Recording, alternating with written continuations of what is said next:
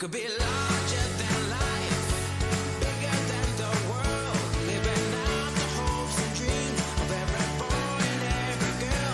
You could fly higher than the sky, shine brighter than the stars. You could have all you ever wanted, shoot the moon and reach for Mars. You know you could. Yeah, and times are changing everywhere. Do we dream and do we dare? It's up to you, the door is open wide. Feel the rhythm of today, learn the part and join the play. The world is here, let's take it for a ride. You could be larger than life, bigger than the world, living out the hopes and dreams of every boy and every girl. You could fly higher than the sky, shine brighter than the stars. You could have all you ever wanted, shoot the moon and reach for Mars. You know you could. Larger, larger than, bigger, bigger than, living hopes and dreams. Every boy and girl, higher, higher than, brighter, brighter than, all you wanted. You know, you could be larger than life, bigger than the world, living out the hopes and dreams of every boy and every girl. You could fly higher than the sky, shine brighter than the stars. You can have all you ever wanted.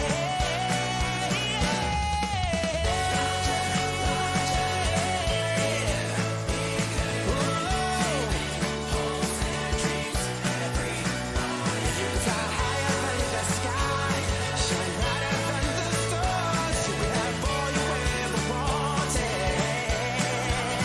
You know you could.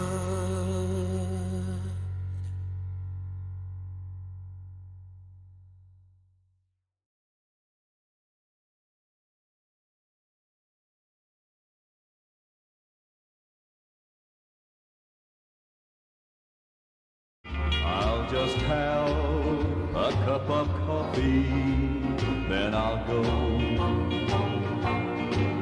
Thought that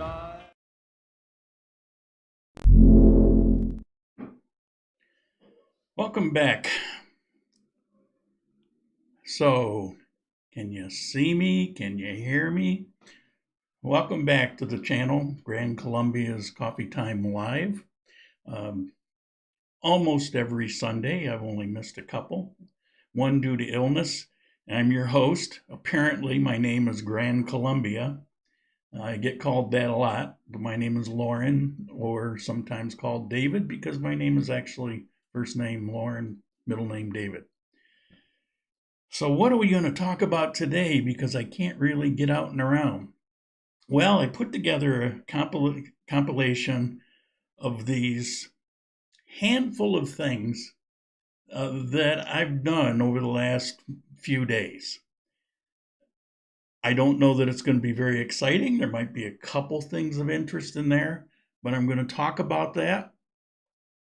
Obviously, what's going on right now is not the best of situations. This quarantine, yes, all is good, thank you. This quarantine has been extended yet again till 1st of June, May 31st. I have no idea why. It's pathetic. I mean, we've got so few cases. We've got basically nothing here. But today is, this weekend is Memorial Day weekend. And you lose track of those things when you're not living there and you're living here. You kind of lose track of those things. And this morning I was thinking about, if I was there, what would I be doing? I haven't been there in 5 years, but I had these memories come back of this is a time of year when everything's kind of blooming and the lilac trees are out in upstate New York near Rochester, and the lilac trees are out and you could smell this fragrant smell through the air, and you're just kind of digging out from long, hard winter. And today is a day for cookout. Today's the day for barbecue, have some friends over, have some beers. And I'm thinking, man, it must really suck there right now. Although I'm gratified to see that there's this little rebellion going on. It's about time. I mean, these freedoms are not options. Whatever happened to personal responsibility, it's like, I'll decide. And I wish we had a little more of that here. It's become political here also. And I know the president, he wanted to open up weeks ago, and he's getting so much pressure that he keeps extending it. But it's killing people here. And I went out twice this past week. I figure I've already been sick, and what the hell, I might as well go out. Well, on the other hand, I go out and it's like there's nothing for me open that I like. There's things that are open, but nothing that I have any point in going to. So I just went out and walked around for a few hours for a couple of days. And I'm just noticing all the changes, the extent. I started taking pictures, and I threw a couple in what's coming up here. I threw a couple pictures in of some things that are closed that were open, that are shut down. And I think I got to 3 or 4, and it was just too depressing, and I stopped doing it. I don't think, what good is it going to do to show you 70 places over the course of 3 blocks that are now empty? It's not a good look. It's not a good feel. Suffice it to say, it's taking its toll, and I'm letting you know about it. I'm not sure how it's going to recover, but they're very resilient, industrious people. I'm sure that they will. But it's time to end this. It's kind of ridiculous. I really want to get back to doing videos about where I am. I mean, I'm in Colombia, and there's so many things to do videos about, more than just this head here, blah, blah, blah, And it's good that, I can answer a lot of questions for you, but, it's not a treat. So, and I notice that, I'm losing more and more viewers, and I don't blame you. I would even put a moratorium on these, except when I was sick and I caught hell. I got all kinds of messages and emails about, where's my coffee time? It's part of the schedule, so I'm not going to quit doing the coffee times, but I just don't have a lot of content to show you about Colombia. Now, there are some things I'm going to talk about, and I have one coming up that I've hesitated doing, and I'm toying with where to put it, where to publish it. By the way, I did open that members feature so people can join. Below the video, there's a little join button. There are some things that if you join, you'll be involved in. There's going to be a call, with all the video call. It won't be on the air, but, we'll be talking at questions. We can see each other talk, like this. There's going to be that. There's going to be some behind the scenes videos, some things that I just don't put into the videos, but are interesting in and of themselves. There will be once a month, there's going to be a special one of these, but it'll be members only. So there's a whole bunch of things that I can do with that. So, take a look at it. I actually signed up. You see a little green icon after my name in the chat. I signed up because I wanted to see what it was. I did the $1.99, so I could go in and look at everything that was in there. So anyway, that may sound like an advertisement, and I guess it kind of is, but I'm looking forward to using that in the way I just described. I already have, places set up for contributions, but this has some features that I can't do normally, so it's pretty good. Things like that dating video, I have a place to put it now where I don't have to be so protective about it. But anyway,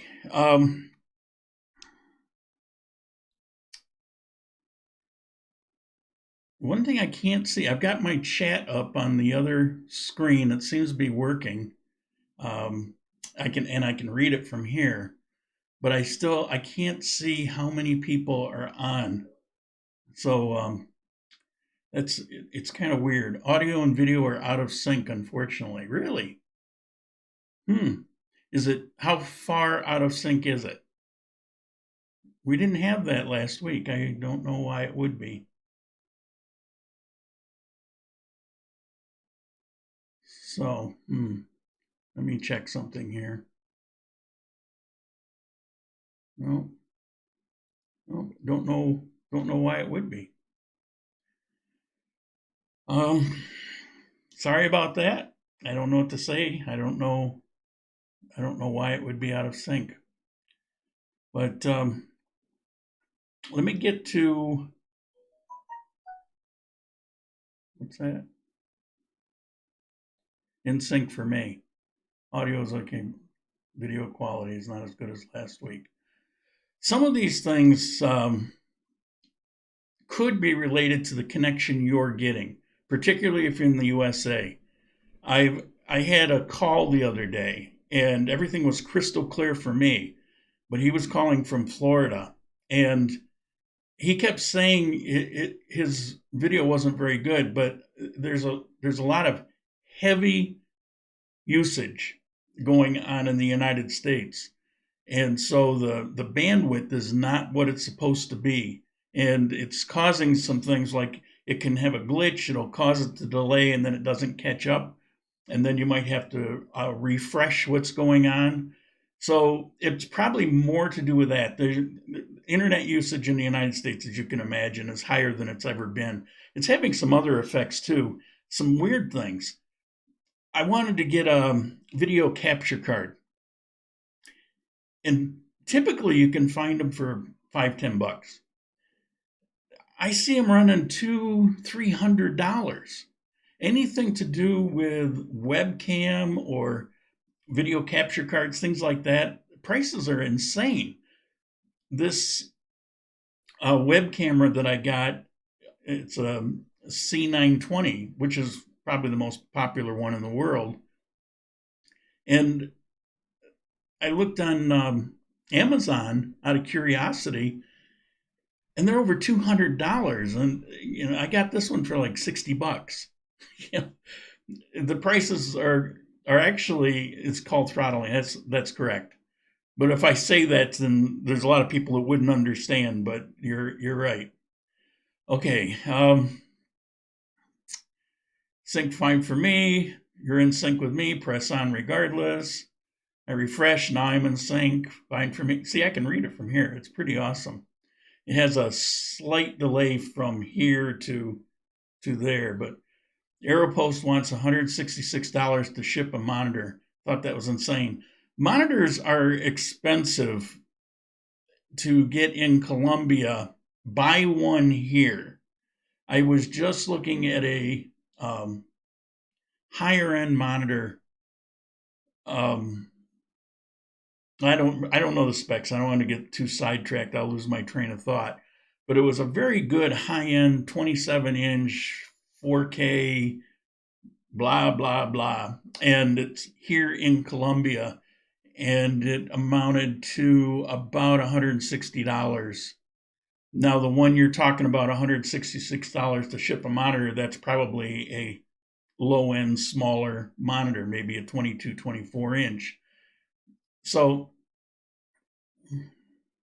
funny. Yeah, you're closer. There's some things you just want to buy here. And Aeropost is a great way to get things that are not available here. And you can get them for generally the same cost or close to it as it would be there, with some exceptions. But if you go to Mercado Libre, for example, online, you can buy there and have shipped to your door.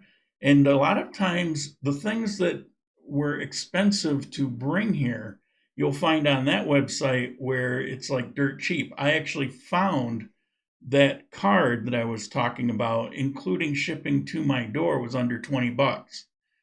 If I had that come from the United States, because everything's marked up, it was going to be over $100.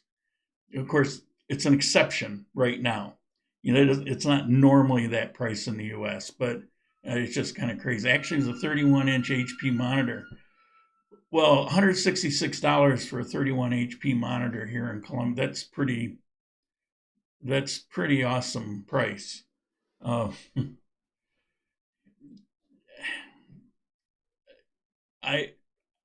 I wouldn't complain about $166 for a monitor, but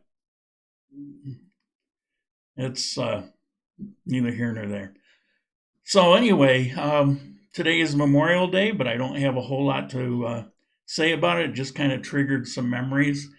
And I want to show you basically what's going on, because I've gotten a number of comments about, well, what are you doing? Are you locked in? And it's not that I'm necessarily locked in, but before I got sick, I tried to stay away from other people. Not that I think that being in my apartment's a good and healthy thing, and I end up catching it anyway. But I was just trying to stay away from other people because I got this lung situation, and I didn't want to, why take the chance? I'll just coast for a while.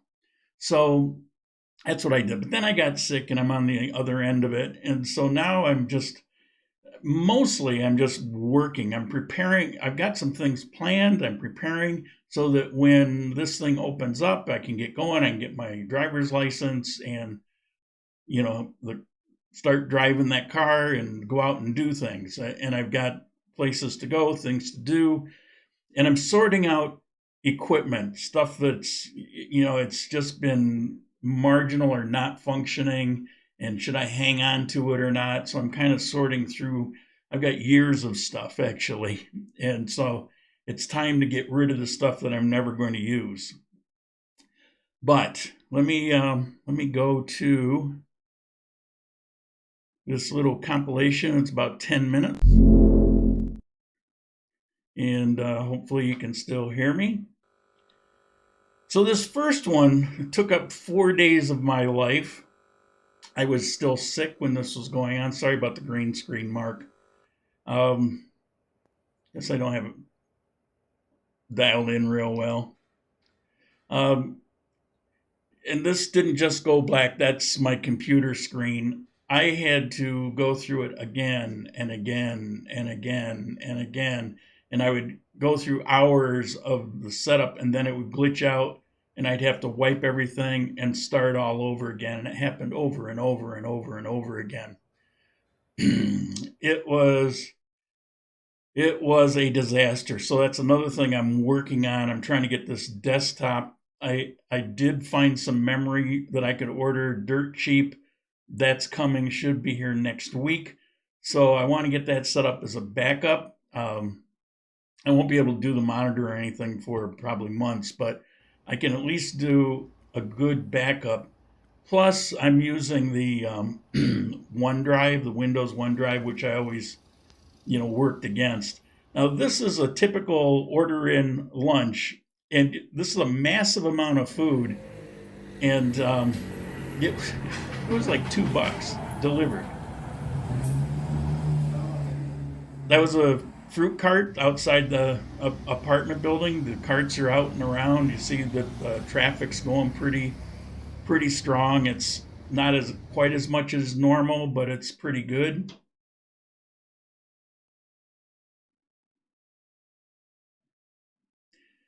And you see, we don't usually have graffiti, but there's graffiti in some of these pictures. I noticed a lot of graffiti, and these were the places that were shut down I was talking about. The line that I showed you several times outside of the Olympica supermarket, there's no line anymore. There's no line for pretty much anything. Yeah, I kind of went black and white and cartoonish because it's just nothing feels real. Nothing feels normal. It's just weird going out. Not just because I've been locked up for a couple months, because I'll do that on my own on a regular basis. It's just that everything is different out there, and I don't know, I was just in that kind of mood. But you see Fundadores, normally there's a lot of people walking around there, a lot more vendors. This was kind of cute. I took a double take that somebody put their mask over the headlight on the motorcycle. It just kind of caught my eye. And this I've been waking up to every day lately. See this little parakeet, whatever? The noise is horrendous. I don't know. I think you're getting some of that noise. It may be real loud. I don't know because I can't hear it. But there's a bunch of them. And this one in particular keeps coming around. And they are so freaking, he's loud. And then there's this. This is a game that I bought. Well, long ago, there was a game called Civilization that I bought years and years ago. It was the first one that came out. And I really liked it. Then 3 or 4 years ago, I decided I want to play that game again. So I go and look, and it's up to Civilization 6. So I bought this game. And I'll go through spurts, and I'll play it once in a while. Usually it's after 9 o'clock, and I don't really feel like watching TV, and I'm usually up till 2 in the morning. So from 9 to 2, a couple times a week, every month or so, I'll play this game. And this is Simon Bolivar, Gran Colombia Empire, which I thought would be fitting, be apropos. And it's quite interesting because if you look at the cities that come up, they're all places that I've lived or been, and it's just kind of interesting. It's a fun game, and it's one of the things I recommended, 4 or 5 weeks ago. If you're sitting around, you're locked up in this thing here in Colombia, and you're just bored to tears, you might try some games. There's some free games online. This is one that I just had forever, and it does updates and things like that. And so, I've been doing this, and I got hooked on it, last week, where I ended up, what the hell, I got nothing better to do, and I probably played it for 12 hours straight. Now, I don't play many games anymore, but there was a time back in the, I'd say early 90s, like maybe 90 to 94, something like that, where I played games like crazy. I mean, I was one of those people that I would sit down in front of Command and Conquer and I wouldn't get up for 3 days. I don't even remember going to pee, it just, I was really into games and played them a lot. And then just one day I realized I could really be doing some better things with my time. And so I got away from them for a lot of years where I just really, I'm too busy. My life is just too busy. But when I got pneumonia the first time when I was in Ecuador from the lung thing, I was in bed and I was really bored. So I downloaded this game. And so now I play it every so often. So I share that with you. Good day to everyone from PEI Canada. What's PEI? Or PEL? Well, it's in Canada.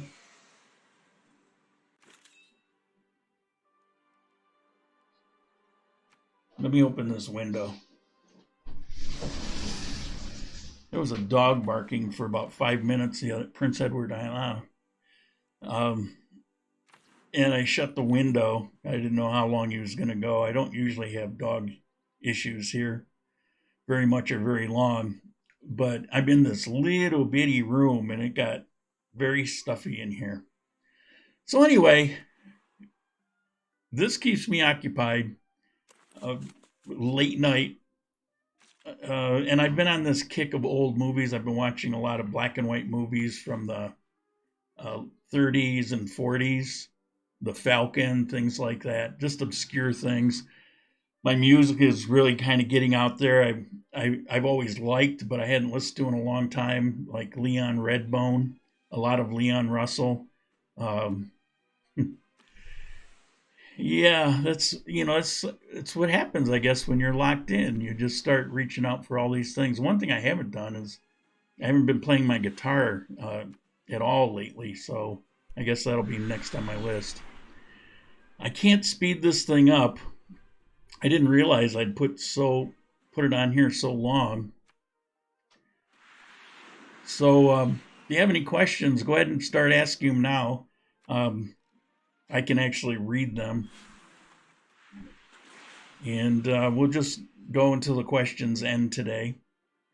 And I apologize that I'm kind of topicless, but, it's like, what are we supposed to do?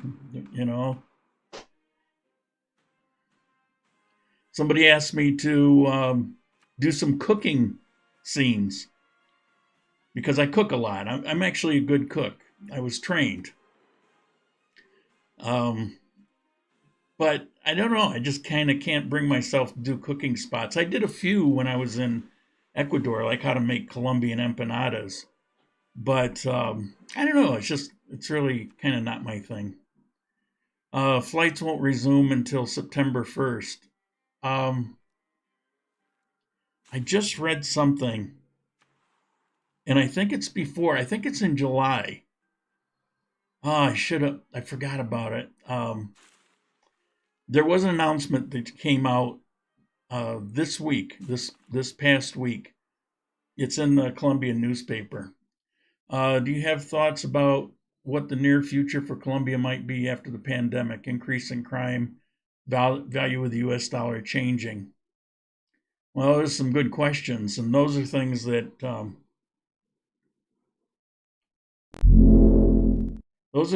we don't really know. There's going to be an increase in crime. I'm sure there is. Wherever you have people that have, lost their jobs and are hurting for money, you're going to get crime. That's not a Colombian thing. That's a human thing. It's like you're going to do something. You're going to do something. So, yeah, I'm sure it's going to increase. The value of the U.S. dollar changing. That kind of depends on the U.S. It's not a Colombian thing. That's a U.S. thing. And as the U.S. has been opening and people are going back to work, the dollar is going to stay strong. So I don't know. It always goes up and down to a certain extent, and it's still going to hover around there. It's about 3,800 right now, which is not the 41 or 42 that it was for a short time, but it's still really good. It's still 1,000 over what it was 2 years ago. Missed your earlier chats. I'm wondering how both Ecuador and Colombia are doing so far with the coronavirus. Is it on decline? Well, it's almost been non-existent here. They ramped up the testing, and so what they're doing is they're seeing more because of testing, but they're not seeing.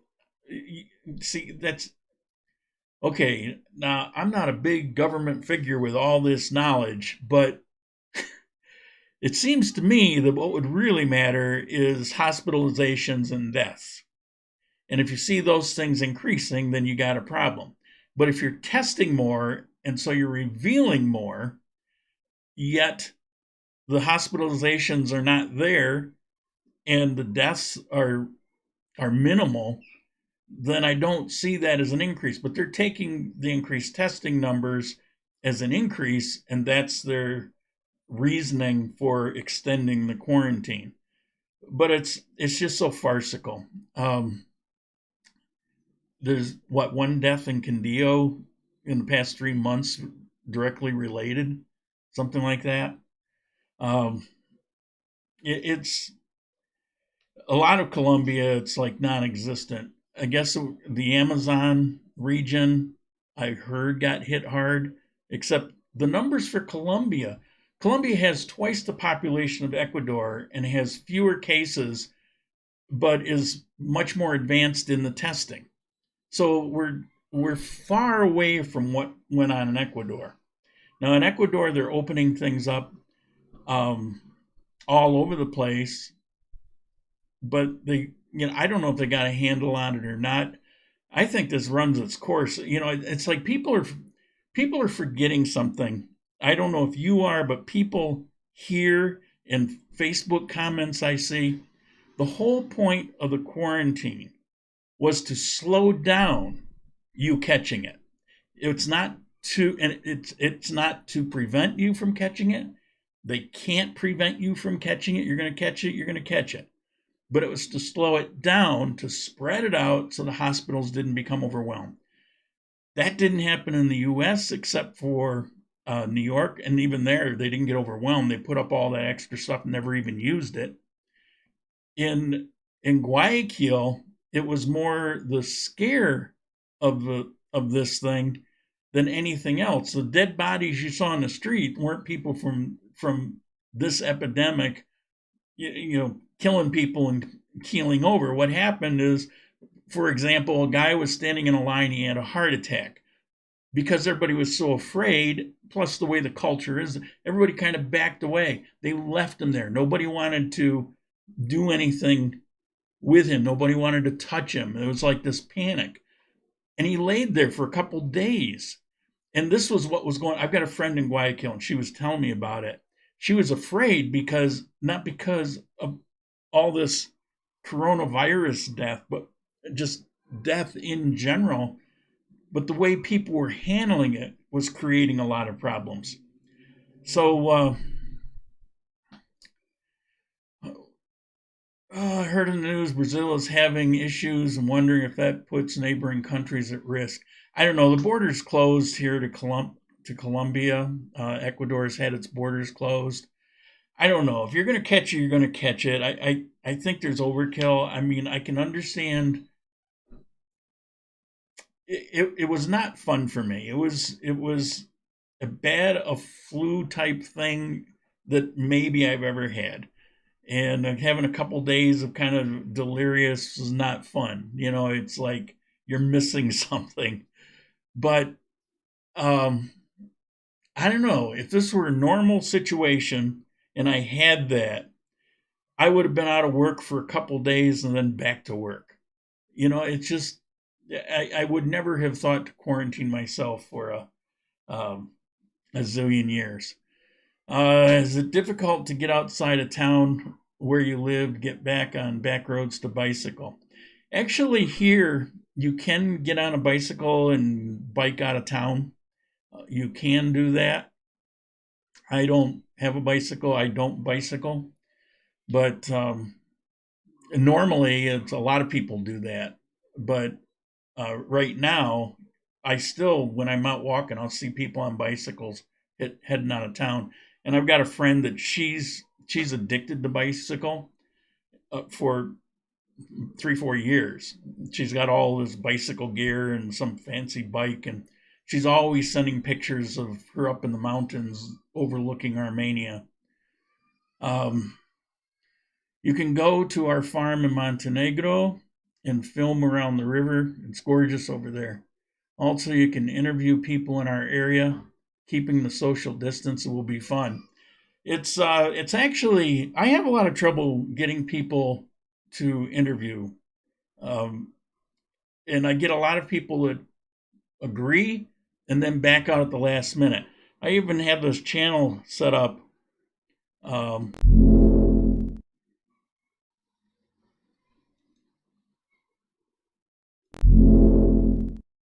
so that I can do guest interviews. You saw me spill over, but if I put in the frame of someone else, it covers that up. So it's just a way, it's a centering thing. So I would love to do more interviews, but finding people that are willing to do it and then follow through on it, it's not as easy as you would think. But I appreciate the invite. Maybe when this is all over, you know, maybe we can do something like that. Have you had a chance to take a new car for a spin? No, absolutely not. I don't have a license here, and the way it's if it's your day to drive, there's more road checks because they're regulating, you know, what day you can drive because of this quarantine thing. And so the chance of getting pulled over or stopped are really high right now because they don't want people out there that don't have a reason to be out there. So, and I don't know why, but that's just the way it is. And so it's certainly putting a crimp on me getting in the car and driving. I'm not going to take that chance, because what they do is they tow it, and then you get hit with hundreds of dollars of a fine to get it back out. And then you got to pay for the tow to get it back home. I don't have that kind of money to take a chance with. I just can't do that, and I don't want to do that. I don't want to create problems. Plus, I don't have the basic insurance, because why waste the days when I'm sitting in quarantine? I'll wait until the quarantine is over. Then I'll put it, because right now it's sitting in the parking garage. It's not going to hurt anybody. And I can't get my license until this is over because the school's shut down. So as soon as school opens up, I'll go. It takes 2 weeks of attending. I'll have my license and I'm good to go. Then I'll go ahead and put the insurance on the car, and it's already inspected. The inspection's good till next February. So that's basically all I really need to do from this point. Wish I could. There's not a lot for me to do these days. And to be honest with you, it's kind of depressing to go out and see, okay, there's even more places closed down now. And you go out the next time and there's even more places closed down. So you bought the car now because it was a good deal? Not really. I bought the car because I'd been saving money. When the exchange rate is like it was a couple years ago, I have enough money to basically cover everything. As it's gone up, it gives you a little bit extra. And then it just kind of boomed up. And so I had windfall profits, right? I took those and set it aside. Not a lot, but kept adding it up. And so I had that set aside. And I got a couple contributions, specifically, here, this will put it towards the car. And so I did. I put it all in there. And then I got the, the stimulus check. And so I put that in there. So here I've got this money, and it's enough to buy a car on the lower end. Well, finding a car, I got so much grief. Why didn't you get that? Why didn't you get this? Why didn't you get that? Because I'm broke. Because I don't have the money to get the things people are telling me I should be getting. I'm getting something like, 10 steps away from a junkyard. And most of the cars that I considered were too far gone. I would have had to put too much in them to make them reliable. It's like you're better off just not buying those. But that's the kind of stuff that's in this range. And I settled on 4 that were mechanically reasonably sound. But there was one thing or another, and I just kept negotiating on this one. This was mechanically the best suited because it had been very well maintained. It's just the body, it's just kind of trashed. It's on the car video. There's some things missing, some things broken. The interior, the video doesn't do justice about how disgusting it was. The seats, there was stains, and instead of the cloth being soft, it was like hard from whatever got spilled on. It was just so gross. But mechanically, it was brakes and timing belt and all the routine maintenance was kept up. I had receipts to show for it. I had 4 new tires. The clutch had been done not so long ago. It was mechanically the most sound. And so for bottom end money, getting something that mechanically is okay, I pulled the trigger, because if I keep waiting on it, that money will end up going somewhere for something. There's always something that comes up. And if I put it into the car, then nothing can come up. So how much do you expect liability car insurance will cost you? I forget the exact amount, but it's about $400,000, $110, $120 a year. It's very cheap. There were people that said that, it's expensive. Well, I don't necessarily like this contact Jimmy, so I can understand. This is not the most drilling in the world. Uh, I see a lot. Facebook is so. Thank you, I appreciate it. I see on Facebook all the time bogus information. One of them is about car insurance. And they talk about how insanely expensive it is, and I don't know what the heck they're talking about. It's set rates. It's like, if you have an engine to this size, it's this much, and if your car is like 8 years old and older, it's this much, and if it's newer with an engine this size, there's a chart, and it kind of spells it out. And the difference between the cheapest and the most expensive, when we're talking the liability, is, I think the variation's only like 200,000, $60 maybe. I'm used to North Carolina and New York, and I can't remember how many years ago it was when I got liability insurance for that kind of money. Maybe when I was 18. I don't know. Maybe my first 1965 Mustang convertible stick shift with a 289 in it. I remember the insurance was really cheap for that car. And that's per year. That's right. It's per year. You just pay it. It's not payments or anything. You can just pay it. You can go online. You can pay it on that Rappi app. You can go directly to the government webpage, and you can pay it there. It's very simple. I mean, you don't even have to step outside the house because the chart is so simple. There's only a handful of categories, and so it's not complicated. It's very easy to buy. And now you may, and somebody brought this up, that the coverage isn't huge either. Well, granted, it's a average situation, and if you have something that's worse than average, you run into somebody's house that's a really expensive house or something, you might want to put add-on. Now for that, you're actually going to have to go to an insurance agent, and it's like, or if you want to have, if you had a nice car, maybe you want collision insurance. So it's separate here, just like in the US. So many things here are similar to the US as far as how it operates, how it's structured. So in the US, you've got to have liability insurance. Here, you've got to have it. In the US, it's optional. You can get comprehensive, or you can get collision. There's basically those three packages.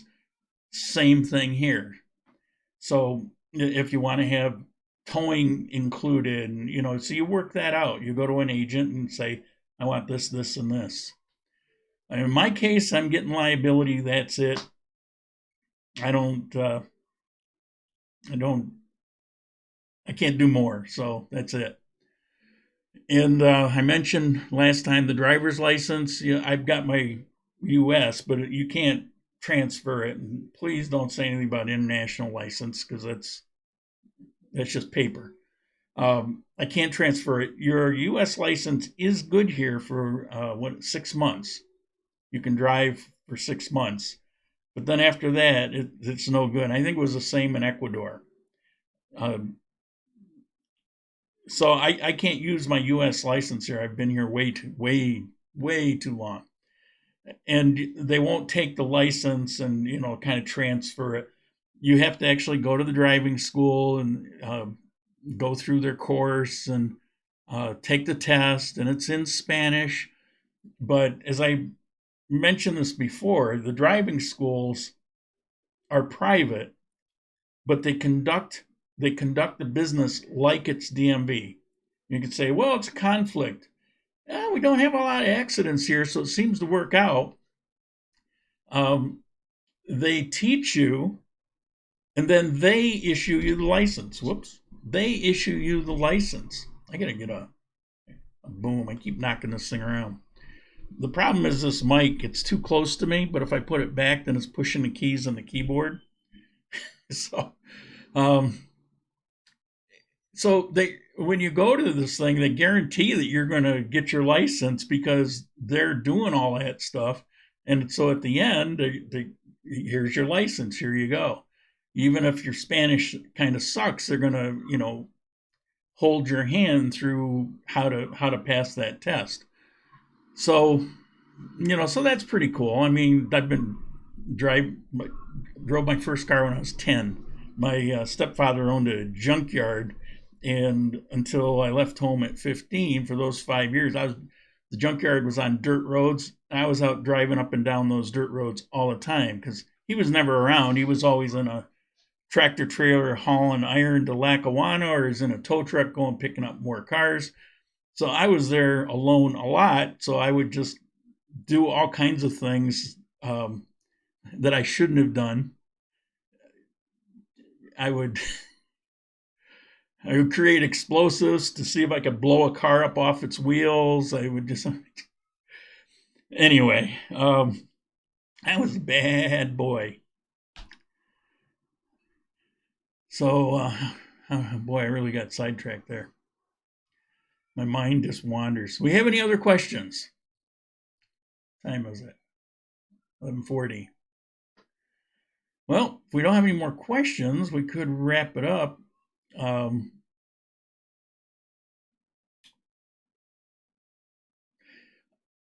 If you wouldn't mind, if you have any thoughts about what I can do for the next few weeks for video content, feel free to message or send me an email. I may not do it, but I could certainly take the suggestions. Are bicycles dangerous in Colombia? Bicycles are dangerous everywhere when you're around driving traffic. I see a fair amount of bicycles here. Some areas, like where I live, there's dedicated bicycle lanes separated from the road. People are aware of them, but the motos are fairly dangerous here. But it's mostly not bicycles, the motos, but it's mostly because of the people driving them. They're constantly, and anybody who's been here or lives here knows what I'm talking about. They're constantly weaving in and out of traffic, pulling up in front of somebody and slamming on their brakes, and just trying to get the edge on the traffic. And they drive like maniacs. They completely disregard any traffic laws. Consequently, they get hurt a lot. They kind of deserve it. Bicyclists don't do that. They're not. If they're on a bicycle, they don't operate that way. You see them just being sane. They're not cutting in and out like that. Do you have to speak Spanish to get a Colombian driver's license? No. The test is going to be in Spanish, as I mentioned, but they're going to walk you through it. They're going to hold your hand through it. I'll do a video on it once I go through it. I only know because I have 2 people that I know separately that have gone through this process, and both their stories were the same. One did it in Pareda, one did it here in Armenia, and their stories were virtually identical. One could speak so Spanish. The other one, hola, and they both passed after the 2 weeks. So that's not a bad, that's a real childhood where I come from. Oh, yeah, life was simpler. It's like people say that, but it really was simpler back then, and to get away with murder. I used to go, we had paper driver's licenses, and I'm 15 and I look like a baby. And I changed with a pencil my birth date on the birth year on the paper license. And it was 18 to drink. And I would go to this bar. The bar is not this awesome, amazing barn converted into a 3-story happening place that had live bands and awesome music and crazy people, and it was just constant party. So I'm 15 going in with this paper license, looking like I'm 5. And they would just look at me and they would laugh and go ahead. Nobody cared. And then I'm driving a car and I get pulled over by the local sheriff who everybody knows and he's everybody's friend. And he says, look, I'm going to follow you home. Don't do this again. You know, these days you'd be locked up forever. You'd never get a license. And, you know, but back in those days, it's like, you know, people are going to do that once in a while. You know, I'm going to take care of you this time, but if I catch you again, and he did catch me one more time, and he gave me a ride home, and he made me deal with having to go get the car, which was kind of a nightmare out in the country like that, because then I had to tell people that I didn't want to tell, but see, that's how things were. That's how things were then. How long does it take to get internet installed? It took me, I think it was 2 days. Might have been 3, might have been the next day. It was 1, 2, or 3 days, something like that. I honestly don't remember now. It's this Alzheimer kicking in. I don't know. I don't know. I got my internet. I was happy, and I just didn't register. It didn't take me very long, and the couple days I was for them to come and actually, I think it might have been the next day. I had some things that I was dealing with some other things, you know, having just moved in and I needed to find some furniture and stuff and I had my phone with data, so, you know, I could use that. By the time I needed it, it was ready, so it didn't take long at all. Who's the provider? There's a bunch of them. I use Movie Star. When I was in Manizales, I had what the heck's the name of it? Oh my God. Maybe I am getting Alzheimer's. I can't think of the name of it. A different vendor. And the problem that I had with, they were so nice, nicest people in the world. And they would give you their WhatsApp number and you could, they always had English speakers and you could WhatsApp in there and, but once a month, it just would stop working. It would just kind of slow down to a crawl and then just quit. It just kept happening over and over. And I was there for 3 months and every month it happened. So it was kind of annoying. God, I can't. Somebody tell me, give me the name of some other ones. You have Claro. They do internet. I don't know too much about them. They're a big company. But I've always had pretty good luck with Movie Star with cellular. So, and I didn't, Tigo, that's it. Thank you. Yeah, Tigo is the one I was talking about I had in Manizales. They tend to be a little bit cheaper. Their service, I'm told here in Armenia too, they're known for their service. They have really good service. Manizales, Movistar is a huge company, so it does have a bit of that feel like a number thing a little bit going on. Although all you have to do, I walked into the local office and I struck up conversation with a few people and got their numbers. And if I have any problem, I just contact them and they take care of it. You know, it's you got to do that. But Tigo's a little less expensive, but I just think there's some reliability issues. At least I experienced it, and I've been told by some other people, but they said that, well, you know, they're so nice, I just don't want to change. Well, you know, it's a year contract, so I went with Movistar. And outside of a couple times overpayment issues, which I've talked about in the past, and it's not that I'm a deadbeat, but I had some issues paying, like when the quarantine, their offices were all closed. Like for a while, I couldn't pay online.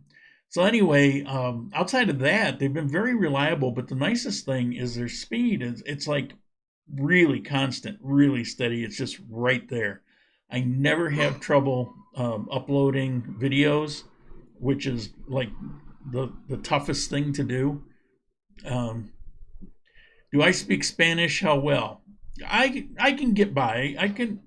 I can do okay. I mean, I'm not going to sit there and have a in-depth conversation about the universe, or I might, but it's going to be a joke. But I can go out and around and make myself understood and have light, simple conversations. You know, if we're talking about the weather, the quarantine, or what store is good for what, things like that, I can get by. However, for about 3 years down here, that wasn't the case for reasons I've talked about in the past. I just never got to use it. And so I was horrible at it. For me, it doesn't matter. I'm used to it. I've traveled so much in my life to countries with all kinds of different languages and, managed to make myself understood. So it didn't faze me. It doesn't intimidate me. It didn't faze me.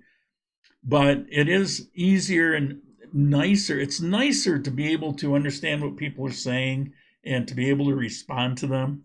It's nicer that, it's like you get a little paranoid if you don't know the language, because I'm told this all the time. What is they said? They're talking about me, aren't they? Well, that never really happens, but if you don't understand, you tend to get a little paranoid. So it's nice to know what's going on. How fast is your connection? It's 20 and 20, I believe. It was a mid-range. I said, well, let me try that, because I live on a budget. So I said, let me try that. It works out to about $32 to $37 a month, depending. And so I tried it, and I don't need any more. I can run TV. I can run Alexa. I can upload a video all at the same time, and everything functions. Now, if you need more than that, something's wrong. So, and I can live stream, and that takes a lot. Now, when it wasn't working before, it's because of the desk. It was because of the computer. It wasn't because of the internet. So this is streaming fine. I'm looking, it's totally in the green. I've got 0 drop frames. And I'm doing it through a program, so all of those things take a toll.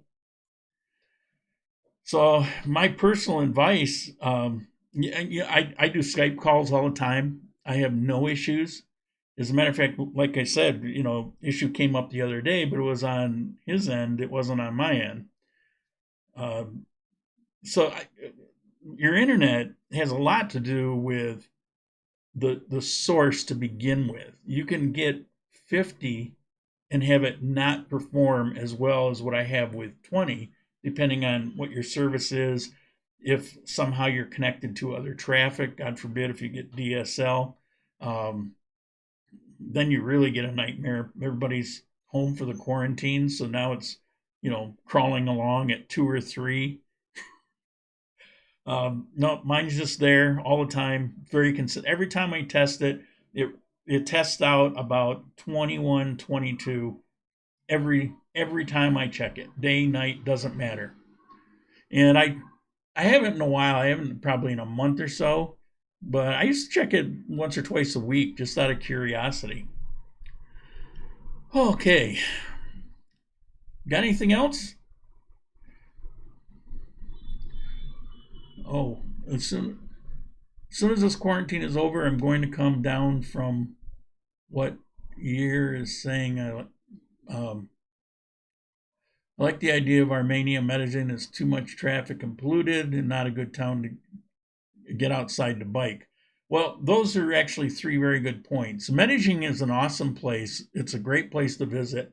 Personally, I wouldn't want to live there because the traffic is insane. The pollution, well, you get some relatively clear days.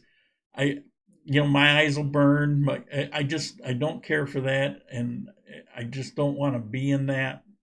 And if you're bicycler, I don't know. I haven't been there for that, but I would think it would be kind of hit and miss. I mean, you got a ways to go generally to get out and about, unless you get a place outside of Medellin, like on the mountains surrounding it. I mean, there's always a possibility. Has Mobistar resolved the issue of online pay? Well, it hasn't changed. What I still can't pay it with my Capital One card. However, when I signed up for Rappi, they have a network here that's called, what is it, PSE. And so the credit card, if I pay Mobistar, I choose PSC for payment through Rappi. And it comes up to the payment screen. The information's already in there because I used it once, so it's already there. But it's not my credit card information. It's kind of like a bridge. So then it puts the payment through and draws it. The Rappi pulls it from my credit card, puts it into the PSC account. So it's like that. I mean, it's not like it deals with anything. It's actually simpler to do every time. There's only a couple entry things, so I can pay just like that. But I still can't use Capital One on their thing for some reason. But, you know, sign up for Rappi. The thing's awesome. Doesn't cost you anything. And it just makes it's built for Colombia. So, it combines everything. You can buy your car insurance. You can, you know, pay various bills like your internet service. You can have groceries delivered.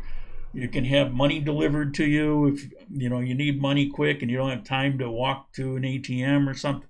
It's got all of these services, so it was a lifesaver for me. Solved my problem. I was originally looking at Medellin, but the pollution was too bad. Armenia seems like the best of everything. Well, I'm here because it's the best for me.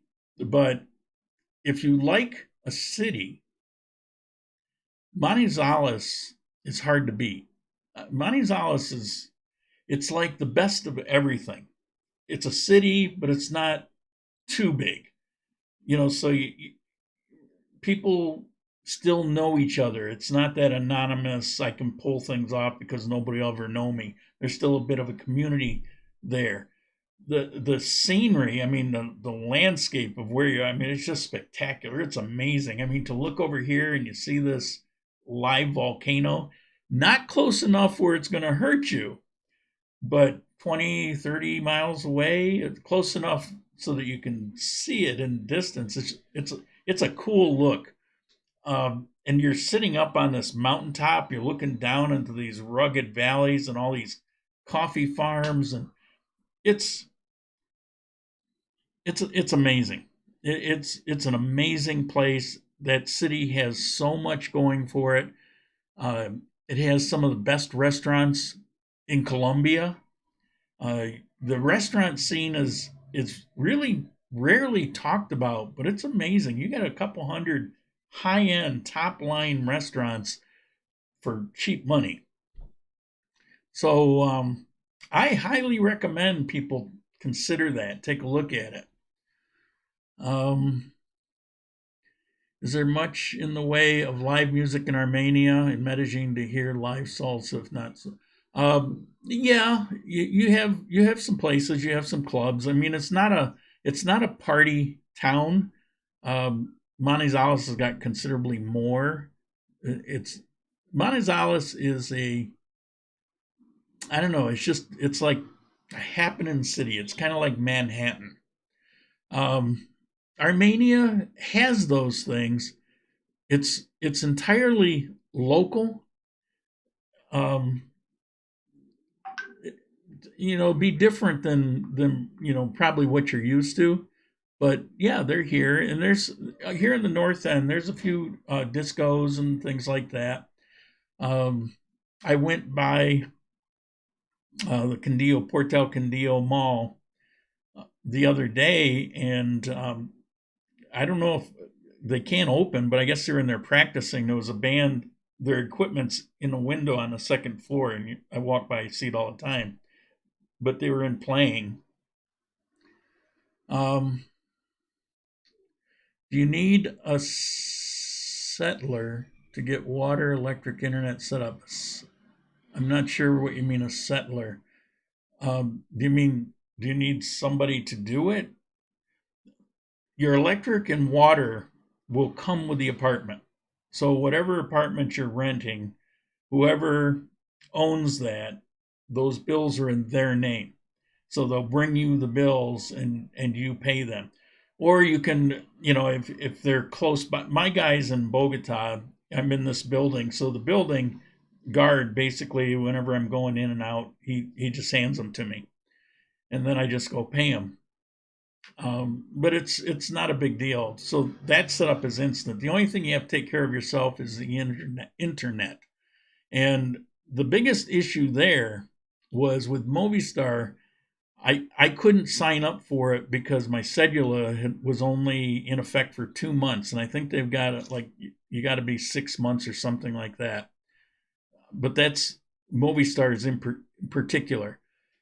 I meet people pretty easily. As much of a loner as I am, I know that I need people, and so I meet people pretty easily. And the guy went with me because he had to go with me to an office, and so I said, "Well, I've got to stop at Movistar on the way back." He says, "Well, I'll go in with you." So we went in, and they couldn't do my internet because of my cedula at Movistar. He suggested I go to Tigo because I think they're more apt to do it. But I said I really don't want to do that because of my experience with them. And so the guy that was with me says, "Well, just here, put it my name." So he gives them the cedula. I said, "You sure?" See, for us, that's like you're putting your credit in it. But here it's like, it's not a big deal, apparently. And so, I mean, I only knew the guy for a couple days, and so he did that. Of course, we're past that now, but that is something that you'll have to, work out some way. Isn't the climate warmer in Manizales? No, actually, it's a little cooler. It's at 7,200 feet up, and it gets it's very comfortable for me. I like it. It does seem to. I don't know if it rains more. Like if you're saying I got a big pot here and which one fills up. It's probably similar amount of rain. It's just the rain here is more. It's almost scheduled. It's almost all your rain comes in late afternoon or in the evening. Where in Manizales, it just seems to rain. It just rains whenever it wants to rain. So for me, it was a little more difficult to have a routine. Like if I want to, here I get up, I drink my coffee, I take my shower, I go out and normally, and I'll go out and walk. So around 9 o'clock in the morning, everything's open. I'm out walking around, and I can do that because it's not going to rain. In Manizales, I could never do that because there's just going to rain whenever. So that's the only glitch there. But the temperature for me is even more comfortable. It's probably 5 or 6 degrees cooler. Government ID cedula. I'm not sure what that is. So most people will have an issue setting up internet if they're new in country. Well, I'm not saying that. I'm saying I had that situation at Movistar. But as I said, he suggested I go to Tigo. So if you go to Tigo, I don't think they have that. Or just see if you can find somebody that will put it in their name for a while. I'm sure if you give them 50,000, you can barely know somebody. Or another thing you can do, I know a couple people that have done this. When you rent the apartment, talk to your landlord and say, "Can you install the internet and include it in the rent? And I'll just pay you the 120,000 a month more." So once you negotiate and you settle on your rent, and let's say it's 750,000 a month, say, "Okay, great. Now, can you do this for me? Can you include the internet, set it up for me because I can't sign up for it, and I'll pay you 870,000 a month." Something like that. You got to get creative. There's a lot of things that are going to be a little bit different, and you have to learn to be flexible. You have to learn to be creative. But one of the things, there's Ecuador and Colombia. It's like, what's the differences? And there's a world of difference, and this is one of them. Here, when you run into obstacles, there's always a solution. There's always some way to deal with it. You get creative and you go, oh, it's pretty obvious. Like, get your landlord to include it. Yeah, how hard is that? But in Ecuador, you run into things that there are no solutions. There's things that are simply not available. There's things, no one's flexible. No, you run into a lot of brick walls, and you have to have a lot of patience, and you have to forego a lot of things that you may want, but it's just not going to happen. So those are some of the differences. I bring that up because I'm asked that a lot. I have a video that I'm going to be doing, and it's going to be a talking video, and I'm going to talk about some things about Ecuador that I've never come right out and said. I was always honest about Ecuador, but I was always very kind about it. But there's a number of things that are like more on the warning level. And so I'm going to do a video about that, and I know I'm going to get some hate on it. I'm not doing it to upset anybody. I'm not, but it's going to trigger some people. I like Ecuador. I had a great time when I lived there, but it's not for me. It's not for everybody. But people can make a better choice if they're fully informed. And I've thought about this for a long time. I think about how I would say things, but I would make it a soft landing. And I just don't want to do that. And it's always bothered me. And so, year after year, it bothers me. And so there's some things I just want to come out and say. Advantage of living in Armenia is direct flights to Fort Lauderdale. Well, it's certainly an advantage. You can have, if you're in Pereira, which some of you would like. For me, it's too hot, too muggy, too dirty, but it has some nice areas. But they've got a bigger airport with more flights. What comes into Armenia, I think it's twice a week. So you have a couple flights a week, which, I mean, how many do you need, right? But if you have an emergency and I've got to catch a flight and there's not one in Armenia for 3 days, then you take a 30, 40-minute ride to Pereira to the airport there, and you get a ticket and go. Manizales has an airport, but because of where it is and how short it is on a mountaintop, there's no international airport, and it's marginally even in country, and you got to have really good pilots that can navigate it. It's mostly in and out of to and from Bogota. No more soft landings, only crash and burn. Yeah. Well, that's what it's going to feel like when I do this, but it certainly isn't hateful. It's information only. It's just going to be the unvarnished information. Ecuador had a socialist history that is baggage. Well, yeah, Ecuador, politically, it's hard to even say they've had much of a history because they can't ever seem to settle on anything for any period of time. Like, Colombia has been a republic forever. And while they've had their issues, the government remains the same type of government. And, they get flare up of corruptions, but they're aware of it, and there's people that fight it.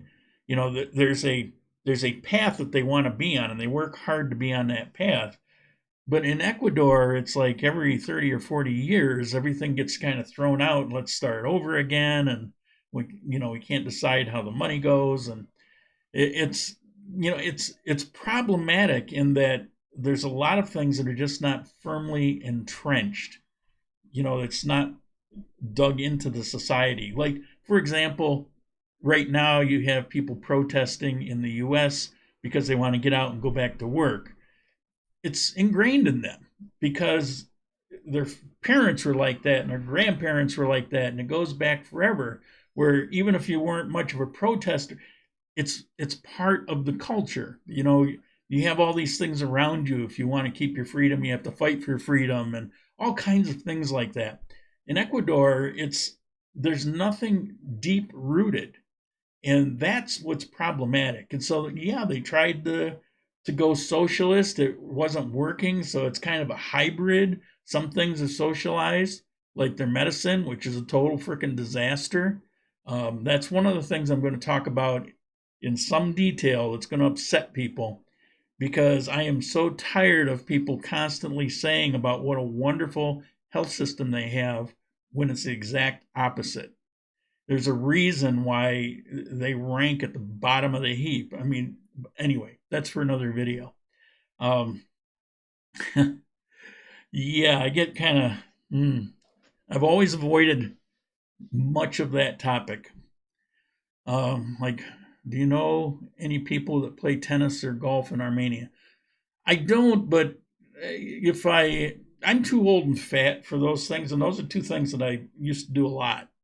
I used to golf a lot, and of course, if they don't have golf carts, I love playing. I love driving the golf cart. It's not that I don't like to walk; it's just I love the golf carts. I would always get a kick out of the carts. But tennis, I lived tennis for a long time. I'm just too old and fat to do it now. Well, you wouldn't be so old and fat if you did it. Well, maybe, but right now, right now, I got lots of time on my hands. But normally, I am so busy. I have so little free time. And if I go to play tennis, that's 2-3 hours. Most people here prior to this that I knew had jobs. And then when they're not working, and most jobs here are 6 days a week, and then when they're not working, Sunday is family day. So those things can be problematic. But it's not for me because, what I do in my life.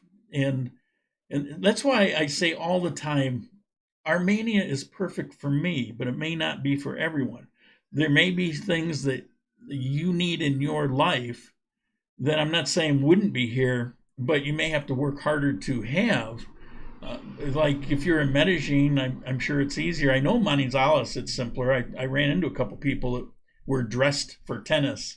There's one thing about if you play tennis, I mean, I had the white shorts and the headband and the wristband, and it's like we have this uniform. And so I would see people quite a bit in Manizales that were clearly, tennis players. The rackets might have been a clue too, but okay. Any other questions? Robert, nice to see you made it. What'd you do, sleep in late? I'm sure I'll have a message here for some reason. Wow. All right. Well, we've run long. We might have had very few viewers, but you had a lot of questions. We ran long. So thank you. Send me some ideas. I've got a couple weeks left, apparently, where I can't really get out and do much. I mean, I can, but I've already done the stuff around here. So, what more can I say about it? That's why I got to talk about the medicine in Ecuador. Okay, well, we're going to call it a wrap. Thank you very much. Please check out that member thing, even if you don't get involved in it. But take a look at it. I think the things that I set up for it could be pretty interesting and pretty useful, pretty helpful to you. And the contribution that kind of off the screen now, but thank you very much. I appreciate that. It's what keeps everything going. So with that, I guess it's time to go.